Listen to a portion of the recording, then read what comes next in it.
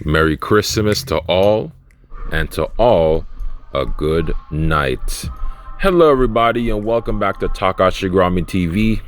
As the year winds down, I want to thank all of you guys for supporting the channel over the past year. It's been really awesome to finally get into the nitty-gritty of posting really cool airsoft content. You can expect a lot more content within the next year in 2022.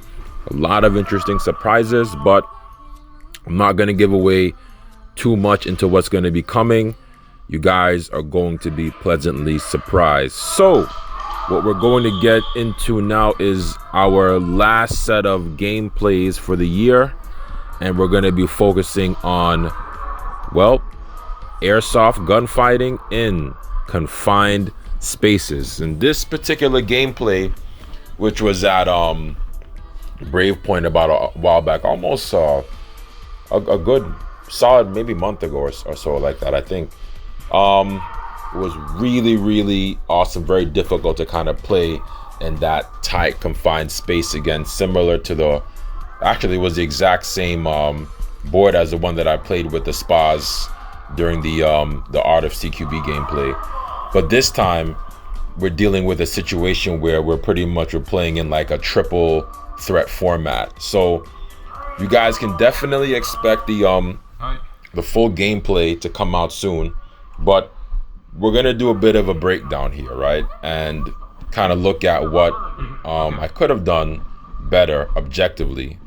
Although I did perform, you could say kind of decent. I did make a lot of mistakes that I wasn't too happy with, in retrospect after watching the video and seeing what I did wrong. With all due respect to the people that I played with, I did play with a 40-year-old couple, 40-year-old, I'm sorry. Not that, anything above 40 would be considered old, but they weren't spring chickens. However, the both of the people I was playing with, the husband and the wife, they are very good at airsoft. And kind of going back to what I mentioned before, in terms of playing airsoft in Japan, you really can't write anyone off, when you're playing any kind of game. It doesn't matter who the person is or how old they are or how they look. You could literally be going up against someone who is a certified shooter, and both of them were certified shooters. So what happened was, initially I was trying to run my APS Patriot. It didn't go too well, so I decided to switch to the Carbonate M45 DOC for the remainder of the game. Now, there were a couple of issues here. One of the main ones was pieing and offhanding. Now that I kind of took a kind of look at it, objectively, and I can kind of see where I did make those kind of mistakes. And for those of you guys that do see anything, feel free to put it out in the comment section, right? One of the most difficult things about close quarters fighting, especially in those tight confined spaces, is gauging your distance and pretty much your threat assessment, because you never really know what's going to be coming on the other side or what could be waiting for you, right? Sounds. I was very aware of how loud I was when I was moving around in that confined area. It was really crazy because, a lot of the times, when we're moving around in big games, we're not really that conscious of how loud we are, right? We're trying to get from point A to point B. This was a really difficult one because if you noticed, if there was an instance where somebody got shot during the game, like, where that took place, so everybody's rushing over to that area. Or if I got shot, then the husband is rushing to that area if the woman shot me. So they were going after it, and it was the same way going around vice versa. Like, it was really, aggressive, very aggressive gameplay. So, we're all using our handguns and we're all trying to slice the pie. There were a lot of instances where also I wouldn't say my draw stroke, but my presentation, right, wasn't really on point either too as well. I could also say that. And it's one of those things that's really difficult to kind of analyze, right? Like how fast do we need to be in those instances to get the drop on who is in front of us or who could be waiting for us, right? It's really difficult. It's not like your regular team style gameplay where, you know, it's objective based and you can rely on the other guys that you're playing with. This is every man or every woman for himself in this case. So it's a little bit scarier, and it's just a little bit more difficult. You're gonna have to really think a lot about survival. Going back to what we had established before, in this is survival game, right? So the more you survive, the more you increase your likelihood for success. And if you can be successful, well, you know, ultimately that's what you're looking for. You're looking for, you know, trying to improve and increase your longevity during your gameplay, and also, you know, trying to not get hit, because as you realize, you know, once you get hit, you're done, you know. So I had a lot of fun utilizing the M45 and having the extra firepower with the CO2 cartridges. It was really fun. I'm gonna more than likely make a video kind of detailing my thoughts on the gun overall and how it performed so far for me.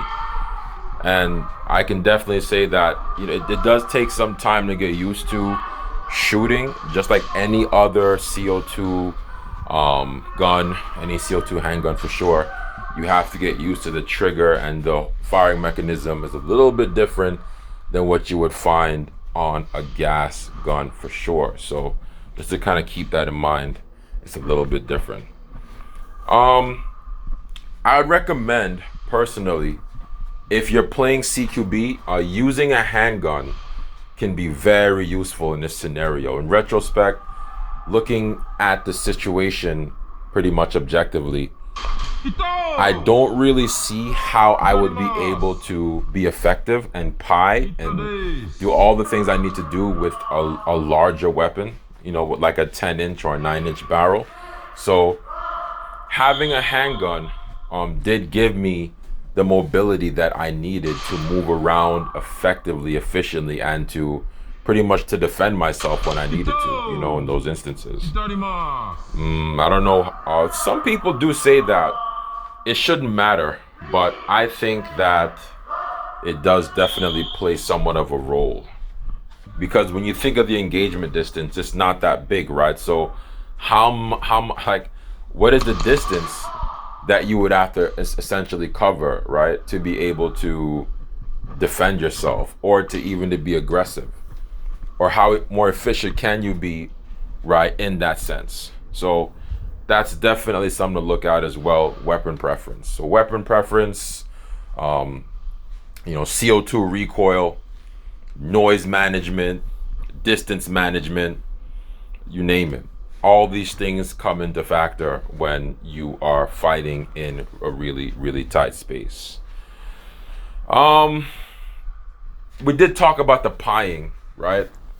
That was also really, really important as well. So another thing we can also apply to that is pace. I think the pace that I set in the beginning was really, really fast. So I was really trying to push the pace, and I was really trying to work and keep them working in order to get kills, and not just pretty much to kind of just stay there in one area, and to not really have you know, just to kind of to avoid having a stalemate, right? Which is one of the things that we really try to do in a lot of our games. We hate stagnant games where nothing is going on and it's really boring. But sometimes you have to play your life. This was really one of those instances where I used the opportunity to go after these guys because I wanted the engagements and I wanted the gunfights. So even though I made a lot of mistakes, and there were definitely times that I gotten killed in situations that normally I wouldn't have, And I even made a lot of mistakes that usually I wouldn't make. But you know, either way, you're still getting that engagement experience. Sometimes in larger games, right? Especially when you're playing indoors, you're not really getting into as much gunfights as you might think. Being is that you do have a lot of players on each side, and a lot of the times this has happened to me when I'm playing at certain venues, and I'll find that you won't see a lot of people just kind of running out in the open and just trying to charge objectives recklessly, right? So everyone they're being pretty cautious, they're using cover, and they're thinking about all the things that you're thinking about. So you really have to keep that in mind. It's not going to be as easy as you might think to just get kills, and if you do get them, then you know, congratulations to you. Oftentimes it's not as easy as you might think to rack those kills up. But once again, it kind of goes back to experience. Don't write anybody off, especially you know, when you're doing this. It's not as easy as you might think, and you know, and no one is, you know, like that. People aren't that inexperienced, you know, so you can't really judge a book by what you see. Can't really judge a book by its cover in airsoft and survival games. So once again, guys, you know, thank you guys so much once again for, you know, for supporting and for watching all the videos, and give your thoughts. What do you guys think about CQB overall? I know we posted a lot of CQB videos this year. We did the art of CQB. We did all these other gameplays where you guys saw me doing all of this dynamic stuff, right? Which was kind of something that we kind of introduced this year. But I want your thoughts on CQB overall as a whole. CQB in confined spaces, low light CQB. What are some questions that you have, or what are some things that you want to see next year in terms of gameplay, unboxing, and whatnot? Once again, feel free to drop your comments, leave your thoughts, all your comments, all your concerns, and you know the jam. All right, it's Takashi Grami TV. Don't forget to like, comment, share, subscribe, hit the notification bell, all that jazz. You guys have a Merry Christmas, have a Happy New Year. We got more coming to you. Thank you guys so much for an amazing year. You know that there's nothing but love on this side, and you guys are the reason why this channel is still going. Love you guys so much. Take care, stay easy, stay breezy.